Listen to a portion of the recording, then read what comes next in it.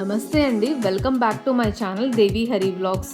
ఈ వీడియోలో సంకటహర చతుర్థి వ్రతం ఎలా చేసుకోవాలి, 2025 సంవత్సరంలో జనవరి నెల నుంచి డిసెంబర్ నెల వరకు సంకటహర చతుర్థి తేదీలు ఎప్పుడు వచ్చాయో పూర్తిగా తెలుసుకుందాం.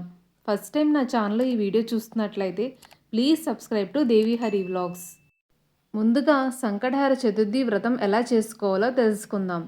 ప్రతి నెల కృష్ణపక్షంలో అనగా పౌర్ణమి తర్వాత వచ్చే చవితి లేదా చతుర్థి తిథిని సంకటహర చతుర్థి అంటారు.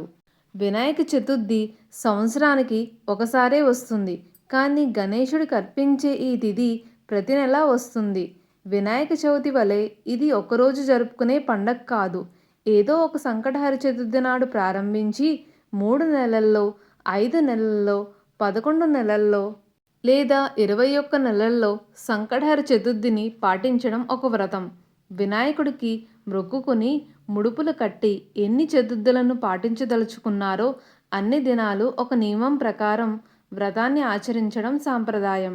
పగటిపూట ఉపవాసం, గణపతి పూజ, ప్రదక్షిణాదులు ఈ వ్రతంలో ఉంటాయి. ఇప్పుడు ప్రతి నెల సంకటహర చతుర్థి ఎప్పుడు వచ్చిందో తెలుసుకుందాం. జనవరి 17 శుక్రవారం, పుష్యమాసం, లంబోదర సంకటహర చతుర్థి. ఫిబ్రవరి 16 ఆదివారం, మాఘమాసం, ద్విజప్రియ సంకటహర చతుర్థి. మార్చి 18 మంగళవారం, పాల్గొన మాసం, బాలచంద్ర సంకటహర చతుర్థి. ఏప్రిల్ 16 బుధవారం, చైత్రమాసం, వికట సంకటహర చతుర్థి. మే 16 శుక్రవారం, వైశాఖ మాసం, ఏకదంత సంకటహర చతుర్థి. జూన్ 14 శనివారం, జ్యేష్ఠమాసం, కృష్ణ పింగళ సంకటహర చతుర్థి.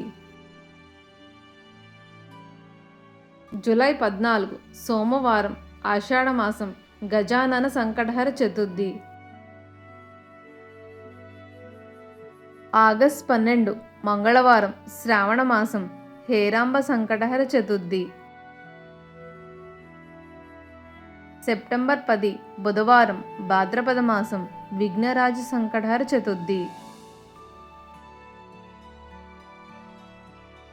అక్టోబర్ 10 శుక్రవారం, ఆశ్వయుజ మాసం, కర్వా చౌత్, వక్రతుండ సంకటహర చతుర్థి. నవంబర్ 8 శనివారం, కార్తీక మాసం, గణాదీప సంకటహర చతుర్థి. డిసెంబర్ 8 సోమవారం, మార్గశిర మాసం, ఆకృత సంకటహర చతుర్థి.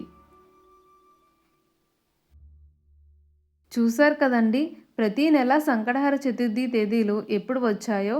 ఈ వీడియో మీకు నచ్చితే please subscribe to Devi Hari vlogs and thank you for watching.